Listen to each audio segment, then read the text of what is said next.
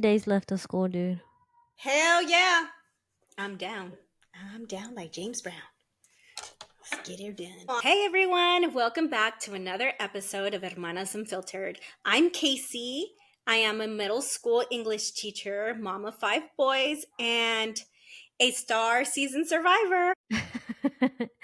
Hey, y'all, my name is Isela, middle school counselor, mom of three, and honestly, someone who's seen firsthand how this whole system impacts kids, teachers on every single level. Oh my gosh.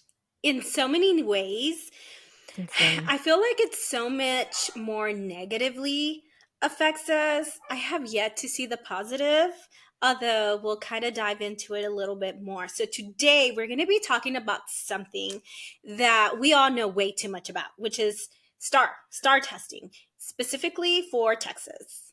Yeah, so if you've been on social media, TikTok, and you are from another state, and you see all these teachers, these Texas teachers talk about STAR, covering their walls and prepping for it, you know what we're talking about. If you are a teacher, a parent, or even just curious about what actually happens behind the scenes, we're going to break it down for you today. And trust us, it's a lot.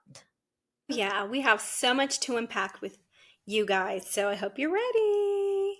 All right, so let's start with the basics. Okay, what is STAR, right? What does STAR stand for?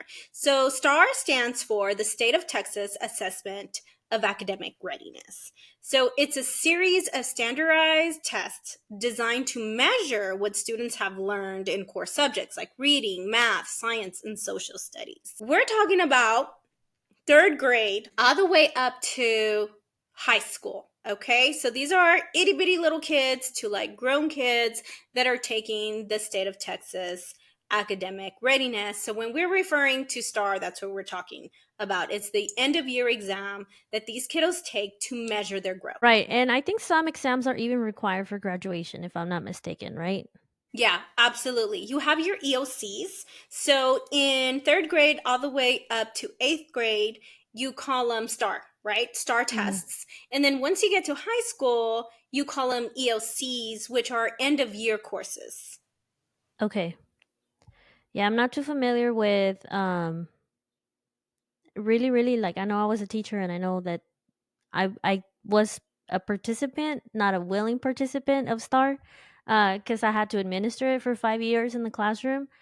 But I don't really know much about it because I was not a core teacher, so they don't push it as much. You're not Yeah. like you get trained on how to administer it, but the data and everything else that comes with it, like I have Hmm. no clue whatsoever of what all entails. So I'm excited that you have been in it and you are a core teacher and that you know like the ins and outs about it. Yeah. Yeah. There's so many good. I mean, is there some good? Yeah, there is. It's very significant. Um, Compared to everything else. Like I feel like there's so much stress that goes behind, Mhm. the STAR test. And I feel like that kind of takes over everything throughout the year. And it's all about STAR, STAR, STAR, STAR. Yeah, I agree. We see it every I would say once we come back from Christmas break, it kind of Mm-hmm. starts getting more focused towards STAR, and then I don't know, once the window opens, it's just everything STAR. Yeah. Yeah. And since, I've been a core teacher my whole teaching career. So I feel like it's such a stressful time. The only time that I get like some type of relief when it comes to STAR testing is right when we get done, Mhm. all the way up into maybe June. And then after that, it's like, okay, what am I going to do with the next bunch? How can I prepare? What adjustments can I make? What things do I need to change? And it just like overtakes everything. So I feel like maybe I get like 3, 4 months of peace. And then it's like, okay, STAR focused. That is so stressful. It is. It really is. which is crazy, but it's just that's how the life of a tested subject teacher is. And and some stress more than others. Like I feel like I stress a little bit more because I beat myself up if my kids do not perform well, or like if my kids struggle with certain things, like I feel like it's my fault. I don't know. Yeah, like you failed them. How long have you Mhm. been teaching, Casey? I don't think I've ever asked you that. So at the end of this year will be my 8th year. So Wow. 8 years in education, and they've all been tested. I've been observed. Okay.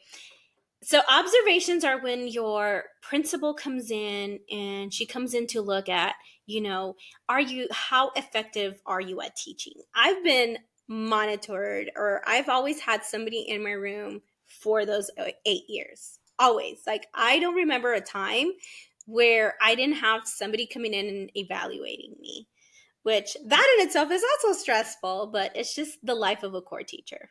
But they're supposed to. Because I got observed it all 5 years that I was in the classroom too. And every single teacher that I know has Well, gotten so observed. apparently it's the first 3 years, and after that, there's an exemption form that they can fill out. Did you know that? Like for your T test? Yeah, there's an I didn't know exemption that. form. Yeah, so apparently, as long as you've been teaching the same subject for 3 years in a row, you can be exempt. Do you apply as a teacher to opt out or how does that work? Um, I guess it's maybe up to your principal discretion, or especially if principals have like over so many amounts of teachers that they have to observe, then Yeah. the likelihood of them exempting you is pretty high. However, if you're like in a small campus like I am, yeah, it's probably not going to happen.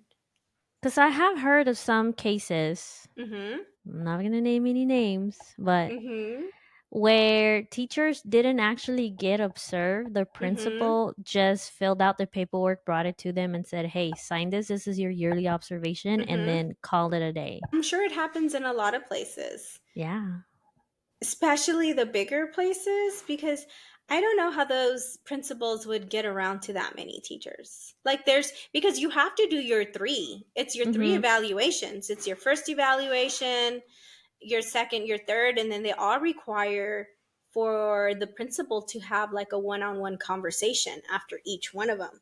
So I don't know how a teacher would be able to, or a principal would be able to do that with like 200, you know, Well, teachers or if you're at a big campus, I know that APs help with that load. They mhm. issue the APs and they're your appraiser, and then the ones that take Mhm. care of. It's not necessarily the main principal doing Yeah. your observation, but yeah, like I said, I have heard of Mhm. some people. I've never had that done to me, unfortunately. I'm still waiting I for never that did either. day. That I could see if you're like a awesome amazing teacher and you just do so good, and it's just like, yeah, there's no sense in going in there. I already know what I'm going to see. Like I get that. Um I also get the I guess now I think things are changing because of the TIA, which we'll get into a little bit later. And I feel like that's going to change things a little bit more because there is a little bit more accountability. Yeah. Uh, but yeah, there's definitely favoritism Yeah, in for sure. schools. Mhm. Absolutely. Absolutely. Yeah, and Um, I feel like in those instances it was favoritism, yeah. cuz I feel like you know how it is. Hmm. Yeah. And, sometimes your friends will have your back. If your friend's an AP or your friend's a principal, then yeah, they'll have your back. Um, Blessed are they, Yeah. to be in their position. But yeah, it happens. Absolutely. It's like any other job. It happens. All right. So let's talk about how STAAR impacts a teacher. Okay. So as teachers, especially in tested subjects, this is going to determine your job security. So it's directly tied to the outcome, to your STAAR performance or your STAAR outcome. So depending on how your students perform is going to determine um, your job security. Right. So if your class doesn't meet certain benchmarks, you can be moved to a different grade level.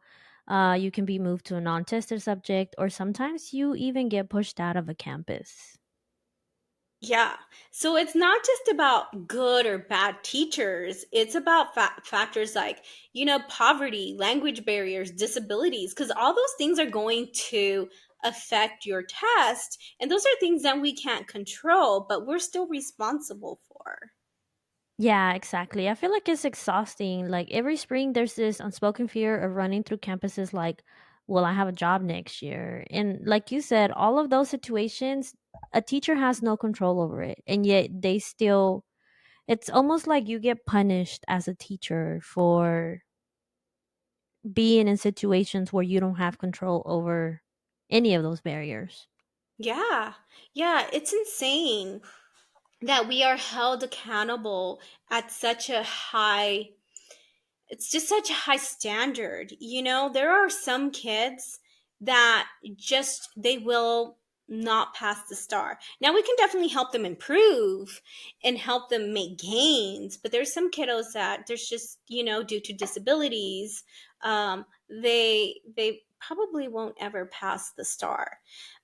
So I definitely think that there should be grace given to teachers when it comes to the star test, especially now, because I feel like kids just aren't in tune. They don't want to learn. Kids Mm-mm. don't want to learn. They don't want to sit in a classroom and be taught. And then I feel like sometimes I feel like these things are irrelevant to their life.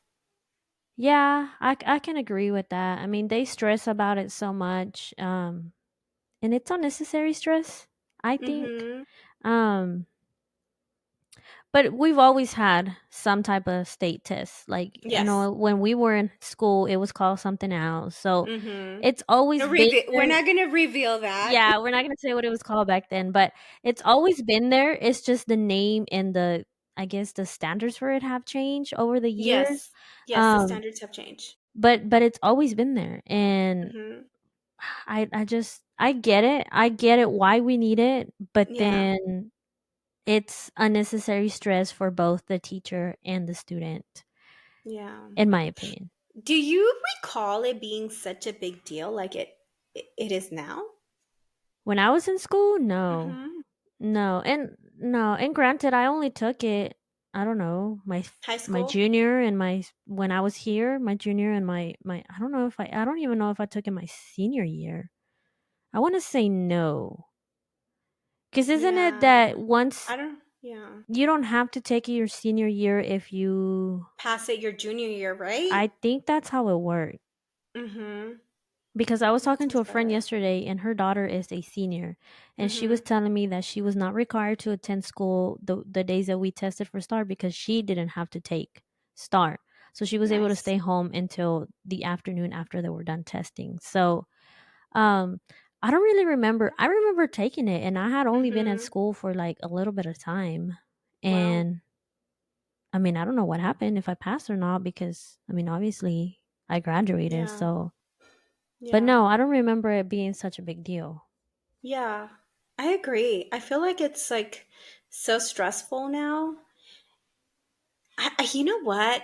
I'm so curious. I wish I could go back and like look at that test that we took growing up versus what they take now and like compare the differences. Yeah. Like, are the words different? Was it more high? What lexile was it? Is it harder now versus then? I feel like the questions now are a little bit more trickier. Like they try to intentionally trick you. I don't know if they Mhm. did that I don't remember if they did that to us growing up, but I feel like, you know, it's definitely changed some. It's had to have. Yeah, well, it's kinda like when you take teaching or teacher tests, like, for you to Mm-hmm. get certifications, you know? I remember I Mm, had such a hard time with the PPR, and, yeah. granted, I didn't go to school to be a teacher, but even studying the first few Mm-hmm. times that I took it, I felt like, "What the hell is this?" 'Cause, Yeah. they tell you to approach it in a picture perfect world where everything is perfect and every student has accommodations and every student is a great student. Mm-hmm. You know what I mean? And in our Mm-hmm. reality, we know that that's not how school is. Yeah. So, Yeah. And the PPR also had very strange. You have to look for what they are really asking. In other words, because Mm-hmm. there's these Yeah. long paragraphs, and you have to look for what the actual question is. So I feel like the STAAR is probably the same way. Yeah, it's definitely the same way.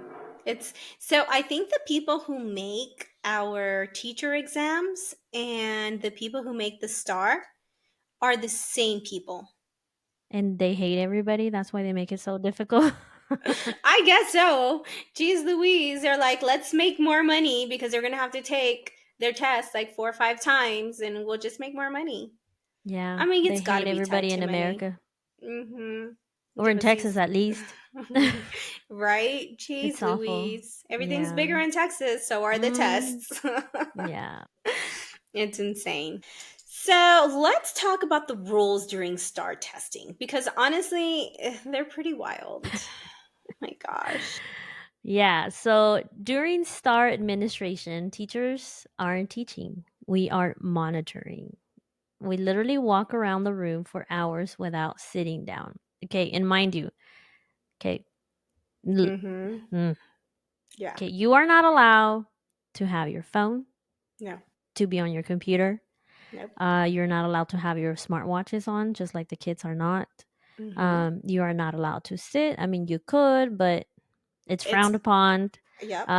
You are not allowed to bring a book and read, Mm-mm. or, nothing. You literally Mm-hmm. have to stay in a room with about, I don't know, 25, 30 kids. If you're Mm-hmm. lucky, it's a small group. And you walk around for hours up on it, and you just circle and circle and circle and Yeah. circle. And it's exhausting and it's And, so boring. It is mm-hmm. the most boring thing I have ever Mm, done in my entire life. Um, absolutely. I don't know. Yeah. The last time that I did a test, I think I clocked myself at, I don't know, 12,000 steps by noon, I believe it. which is a It- lot. It's ridiculous. Yeah. Yeah.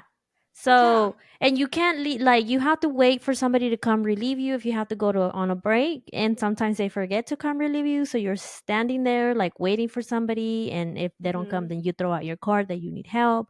And Mm-hmm. not only that, but the kids are also not allowed to do anything Mm-mm. after they're done testing. So they Yeah. can sit there and stare at the wall, or they can fall asleep. Yep. That's it. No Yep. reading, no working on anything else. They can't get on the computer. Um, so it's a nightmare. Mm. Yeah. Imagine having, I don't know, anywhere from 18 to 30 kids, right? In a room. They're not allowed to talk to each other. You're not allowed to talk to them. All Hmm. they have to do is complete this test. And when they're done, they got to sit there and just veg out because there are other testers. Oh, and then they get to see you walk around, right? Like a crazy person, like a Hmm. jailer. You're walking around making sure that everything is as should be, that you're running a tight ship.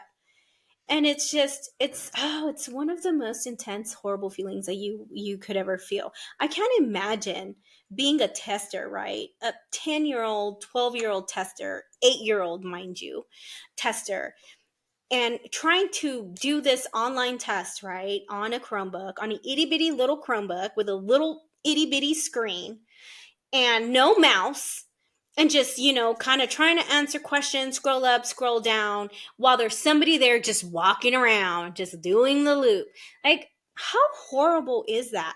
And that goes on for anywhere from 2 to 3 hours. I don't know. Longer It's now. We've had Yeah. our campus was testing until like 3:30 the other day. Y'all And don't we break for started like lunch? at 9. We do. Yeah. We do, but I mean, it's not that. So the way we break for lunch is you take the kids Mm-hmm. to the cafeteria, and then they go back to their rooms to eat in Mm-hmm. the room. And they're still not Oh. allowed to talk while they're eating. They're not allowed to In that talk. same room where all the other kids are done? Yeah, everybody eats in a room. Yeah. Wait, but they get moved, right? What do you mean? So like in our case, like our non-finishers are moved to another area. So like let's Yeah. say, right, they get moved to their own little room, so it's just the ones that aren't done. Yeah, so they get moved once we have a small amount of kids that are still testing, then they get Mhm. moved. They get relocated so everybody else can Mhm. continue on with their day. Yeah. Um, but other than that, I mean, if they take Yeah. all day, I've all kids ugh. stay in there all day. Yeah. I've luckily have never been in a room where they've like tested all day. Usually core teachers, since we're core teachers, they'll take our kiddos out, the ones that aren't done, by 11 o'clock so that we can continue with whatever it is that we need to do. um, yeah, we don't get to be there with those kiddos, but I can imagine testing all day. Oh my Yeah. gosh, that No, sounds it's so miserable. boring. And like you said, imagine how the kids feel to watch you walk around just Mm-hmm. looping all around them. That's got to make them nervous.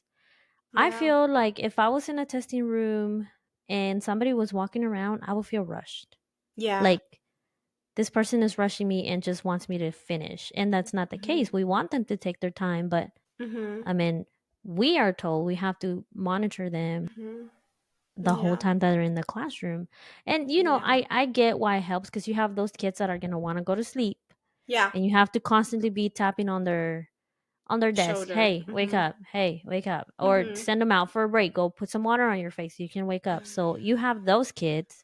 Yeah. But other than that, I mean, it's just it's and then what else do they tell you? You're not allowed to look at their screens. You cannot for the Mm-mm. life of you, you may lose your license if you in any shape or type you look at their screens and read the questions on the stars. I am Mm-hmm. terrified. Sometimes I won't Mm-hmm. even look at what question they are on. Mm-hmm. I'm terrified to look at their screens. I will not do I it. know. I know. No. It's crazy because we are basically being told that if you look at this exam, granted, it's going to be released at some point, you Mhm. know? So I don't know what the big deal is, But but, not beforehand. but not beforehand. How dare you Yep. um, look at their computers or look at the questions or try to make sense of anything in any way, shape, or form because your license could be taken away. And that is such a Yeah. horrible, scary feeling because you work so hard for this. You've done your 4 years of school, you've done your all your extra certifications that you have to do, and for somebody to say we will take your license away from you, it's a Mhm. pretty big deal. You Yeah. take that pretty seriously. And not only that, any type of what do they call them? Irregularities. Irregularities like kids. If Mm-hmm. a kid is caught with the phone, you as a teacher can get in trouble for it when you Mm-hmm. cannot force a kid to give you a phone. Yeah. So it's a lot of pressure on the teacher. Mm-hmm. And, I feel like kids sometimes don't understand this when you ask them for their phones and Yeah. they refuse to give them up. Like, there's been instances when I've had to tell kids, like, hey, this is not just about you. This is also about me. If you don't have a phone, that's fine. But if you do have it and you don't want to turn it in, like, think about it. This is not just about you. It's Yeah. also about me. So Mm-hmm. it's Yep. scary that like all Mm-hmm. those star trainings have put the fear of God in Mm-hmm. me every single Yeah. year. Yeah. Yeah, they do. It's crazy. But I mean, you want it to go according to plan. You don't want to have any anywhere. Any Irregularities. yes, you do not want to have any testing irregularities because then it's on you. You're the Yeah. bad guy. You're gonna take the fall for it. And it's embarrassing. Mm-hmm. Oh I always yeah. get so nervous when something goes wrong and then because that's you, that's your name on the line, that's Mm-hmm. your license on the line. So I don't know. And then talk about when you have to document everything. You have to document Mm-hmm. when testing begins, when it ends, anytime student takes a break, anytime you go to lunch, anytime somebody else walks into your room. Mm-hmm. Do you remember when you had to record restroom breaks with timestamps? Oh my gosh, yes. That was the The worst. nightmare. Yeah. It was the worst. Yeah, every time a student went to the restroom, there you go, you got to log it down. And then when they come back, Mhm. and lo and behold, that you don't have a student coming in when another one's done, because you got to log all that down and make sure that you have the right time and right kid. And yeah. And now, so like now, we luckily that has gone away once we Thank went God. to the online format, that went away. Wait, But wait, wait. No. Did yeah, it? yes, ma'am. Yes, it went away because we have all day now. Now that we have all day, we don't have to do the timestamps for the restrooms, because that would be like way too much. There's no Dude, way. I could have sworn last year we We were did it recording last year, but it timestamps. wasn't required. Oh, okay. So it's I guess it's like a campus. If they want to do it. I think what happened last year, some campuses got the memo, others didn't. Okay. Yeah. But Yeah, once because we we did it went last year. to, yeah, because once we went back to a uh, all day thing where Mm-hmm. they have all day, that went out the window. And Okay. because I remember going online, because I do follow other, forums online where they talk about, things, school related things. And sometimes some people will go on there and talk about STAAR. Um, and yeah, they were like, why are y'all recording times? Like, that's no longer a thing. That went out the window. And they're like, but they made us do it, and they made us do Hmm. it too. So yeah, I think some got the memo, some others didn't. But yeah, so this year I think everybody was up to date on the rules and the requirements, and they didn't force us to write down bathroom breaks, which is really Yeah. nice. Thank God.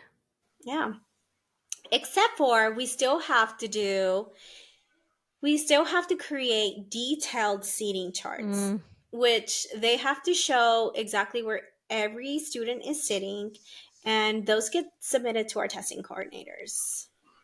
Yeah, so we yeah. still have to do the seating charts, which does take a little bit because you got to like color in, you got to put on there where you stand, where each student is sitting, and then you got to like put their name and like, yeah, it takes a little bit. Yeah. And then also, we are forbidden from helping students in any way during the test. So, Mm-hmm. to give you an idea, you get this manual, right? Yeah, yeah. And on there, it tells you like, you have to give clarifying instructions.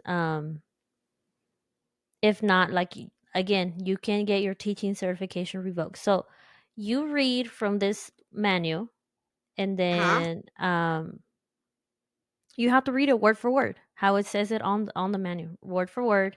And then on there also says, if a student asks for help, tell them this, and you have to read Huh? that line that they tell you, which is, I forgot what it is, but anyway, it goes as far as like they tell you what to say word for word, even when you're Yes. given instructions. Yep, you have a script and you stick to the script. And if Mhm. you cannot deviate from that script in any way, shape, or form, because that is also considered a testing irregularity. So, yeah, it's a little crazy. It's a little intense.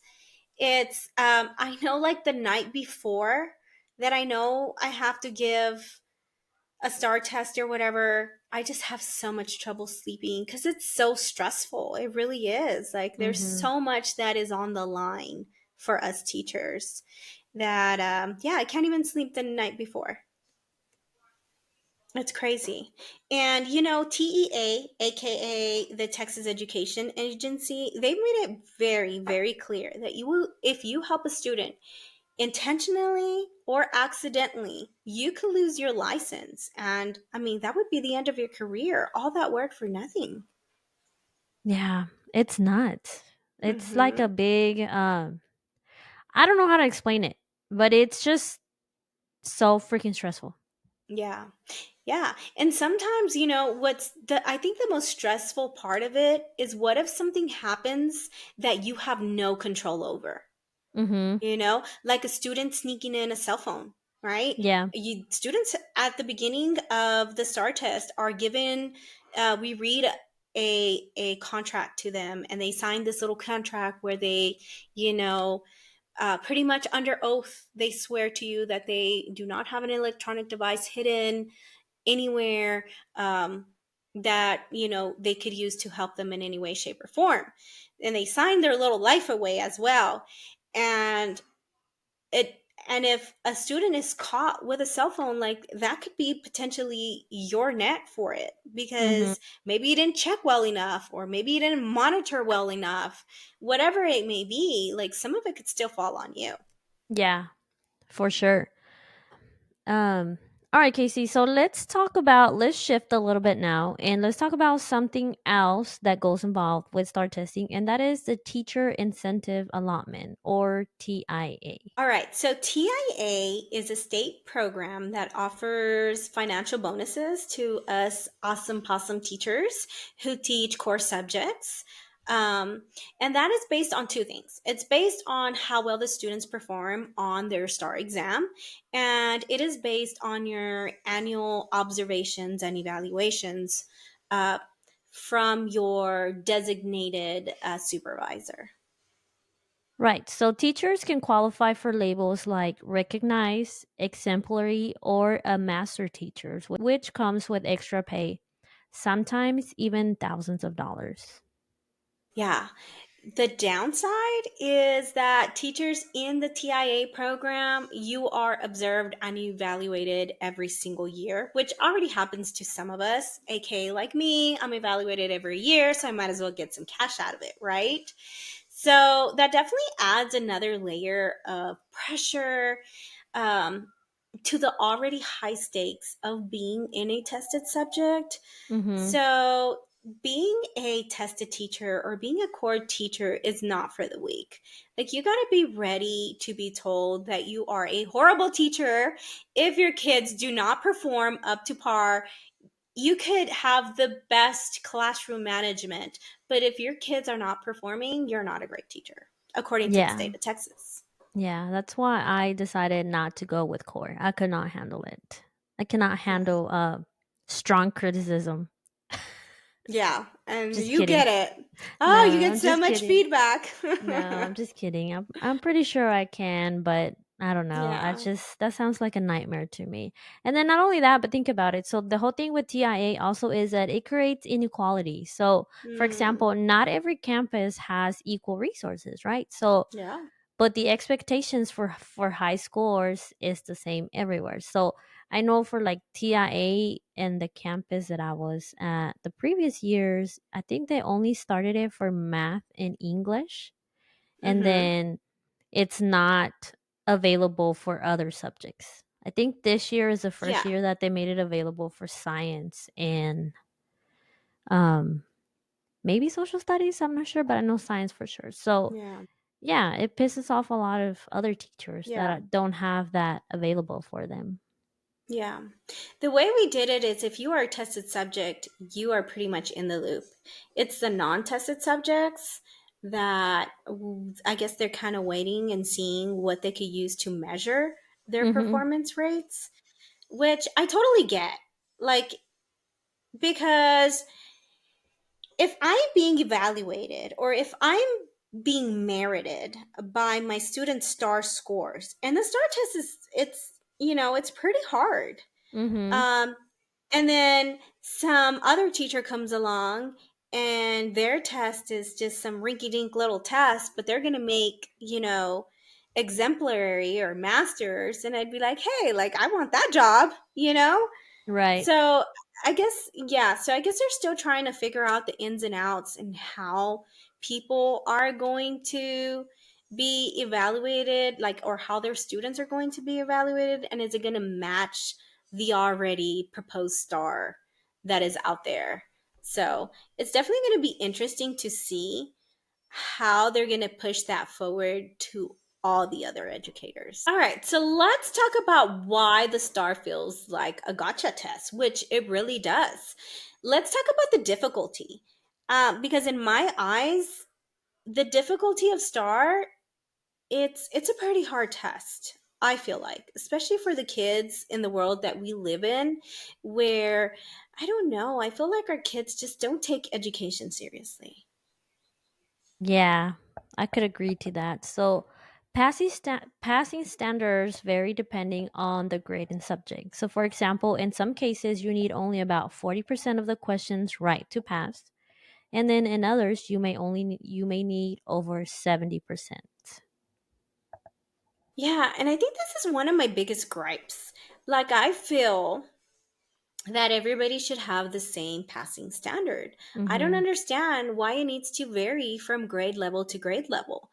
Um, I know, like, on my passing standard is a lot higher than sixth grade, and it's a lot higher than eighth grade. And I'm like, why do I get the highest passing standard?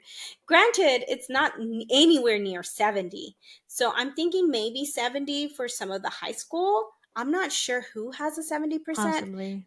passing standard. I don't know. I feel like it's just a little crazy. And the questions, let's talk about the questions. They're incredibly hard. Like, I feel that my test questions are a lot harder than the eighth grade questions.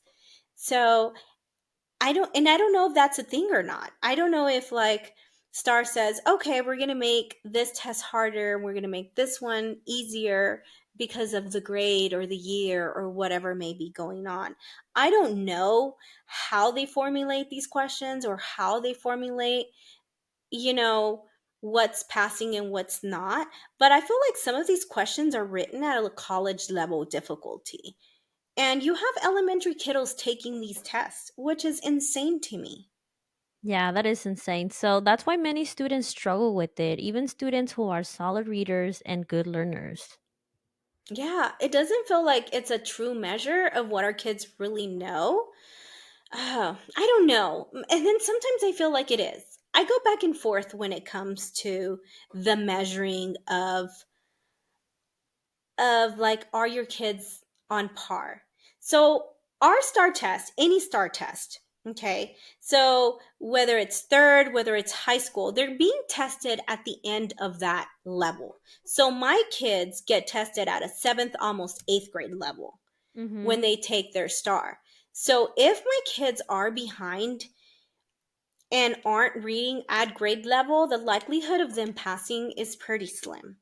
So I do feel like STAR is able to tell me whether my kiddos are reading at grade level. So if I have a kid and he takes a benchmark and he fails that benchmark, the likelihood of that kid not necessarily reading at level, but comprehending at level is probably a lot lower. So I feel like it measures comprehension pretty well. Fluency, it varies. Yeah, only you know this stuff because I'm like over here in La La Land, like I don't I'm such know. a nerd. I I'm don't know such a what you're nerd. talking about because I have never had to like deal with any of that stuff. So, but I mean, like I said, you know the ins and outs of it because you've been doing it for so long, which is a great thing. Yeah, You know, like yeah. people are listening to you talk now, and they at least maybe they'll understand a little bit more of why they push for it so much. But Mm-hmm. you know, I also want people to understand that we as teachers are also not all for it. Like we Mm-hmm. do have complaints about it and we do have a little bit of resistance to it because I know there are a lot of parents out there that um I've seen a lot more push for parents to Yeah, opt out yeah. of the star, Mm-hmm. and I know a lot of parents also tell their kids like, hey, um don't worry about it. If you pass, you pass. If you don't, you don't. And Yeah, they encourage their kids not to take it as serious. yeah, Um, but I feel like a lot of parents don't understand that it is a serious test, yeah. and they do have to try their best. And if they are, they have to take it serious because I know Mm-hmm. some campuses base what classes the kids get put into on stars results. So you know, if you want your kid to be in honors classes or be in more advanced classes, or if you don't want them to be in an extra class to help them pass the star, then encourage them to do their best because if they Mm-hmm. do not pass, there's a chance that they're going to end up in a class that's going to help them pass the star the next year, or and then they lose an elective, or If they don't do too hot in the STAR test, then they may not end up in honors class. Because I know, like I said, I know a lot of districts Mm-hmm. base all of that on the STAR test. So, um, Which I get because it is a yeah, hard test. And if they yeah, can pass that test, then they're definitely an honors child. yeah. So, like I said, it is a pain in the ass. It is a Mm-hmm. lot for the kids. It's a difficult test, Mm-hmm. but it is an important test. And Mm-hmm. we as parents have to encourage our kids, and you know, we need to get away from telling them Yeah. it's not that big of a deal, because it is Mm-hmm. a big deal. Whether Mm-hmm. we like it or not, it is a big deal. And I feel like that's a problem with society. Like I feel like it's, oh, we don't need the star, or we hate the star. Yes, we hate it. We hate Yeah, we all do. we hate the intensity of it. But Mhm. let's be honest, if you're going to be a doctor, you think you're going to go to school and you're never going to take this type of intense of a test? You no. You want to be a DPS officer. You still have to take a test. You have to take an Mhm. entrance test. So there are many jobs out there that require you to take some type of test. And why not, make it more acceptable in middle school, high school. um Maybe not the little so much, but I get it. I get middle school testing, I get high school testing, I totally get it. They're important. They are going to Yeah. tell you how well your child is doing in that subject, whether you like it or not. And that's just the truth. Now, do some kiddos get testing anxiety? Absolutely. And maybe that day doesn't reflect what they know, and that's fine, because we know as teachers what our kids are capable of. Mhm. But yeah, they do. They definitely need to take it seriously. Yeah, and then another thing that I don't think parents realize is that STAR scores also grade the entire school, the entire campus, and the Mm-hmm. district. Mm-hmm. Yeah. Yeah. Absolutely. So schools can get an A, B, C, or D, or F rating from TEA, which is Texas Education Agency, and that label sticks to that particular school. Yeah, and those ratings influence public perception, property values, and state funding. Yeah, so if a school gets like a good rating, they're more likely to get extra funding.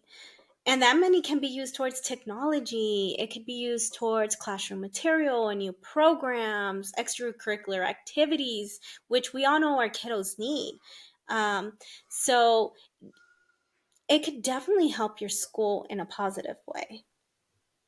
Yeah, and if your school gets a low rating, budgets get tighter, resources get cut, and teachers and students both suffer. So, it's a difficult situation. You lose teachers, and then you overwhelm the rest of the teachers that are there with more students. Yeah, it's a cycle, and it's, built almost entirely around test performance. So you definitely want your kids to perform well, especially if they are going to a school that maybe doesn't have the best type of funding. You definitely want to push higher test scores. Yeah, for sure. So, let's talk about our final thoughts. Where do we go from here? So, at the end of the day, we need accountability in education, right? We need Hmm. it. But we also need fairness. And I think that's what it comes down to, is the fairness. I don't mind having a STAR exam that is going to tell me whether my child is reading at level or not. I like that. I want to know if my kid is performing at the average rate that other students are. And STAR is not going anywhere. It definitely puts pressure on us, on the teachers, on the students, without addressing maybe the real inequalities in the system. Yeah. Yeah, we need a better way to measure learning. We need something that's going to honor the work that kids and teachers are doing every single day. Absolutely. I totally agree with you. And for all of you guys that are listening, and if you're a teacher, we see you, we feel you. We are going through the same thing that you are going through. We definitely feel your stress. And we want you to know that you are doing so much more than a score could ever show. And I feel like teachers aren't appreciated or showed as much love as they should for all the work that they do. 100% agree with that. And then also, parents, remember your child is not determined by one test. Celebrate their growth, not just their scores, but also remember that, STAR is a big deal. We can't treat it just like any other simple test. Yeah. And on another note, like I feel like parents, us teachers, we do our best. We go in trying to help our students in any way, shape, or form that we possibly can. And sometimes there just aren't enough hours in the day. So I Mm-hmm. really stress to parents, be an active part of your child's education and help them read and read to them and show them that school is important because it really is. Just the fundamentals, the basics of reading, of arithmetic are so important in life. And, if you can be an active partner in your child's education, oh my gosh, that would make such a difference for them in their educational experience. Yeah, I would say like a simple thing as just reading one story a night makes a Mm-hmm. world of a difference with your children. You Absolutely. may not think it is, but it's a big deal. Mm-hmm. All right, folks. Well, that's all for today, hermanas and hermanos. We thank you for following us and listening to us. Make sure that you are following us on Instagram at hermanas underscore unfiltered, on TikTok at hermanas underscore unfiltered underscore pod. And don't forget to subscribe to our YouTube channel at hermanas unfiltered pod. We'll see you next week, so stay unfiltered as always. Bye, y'all.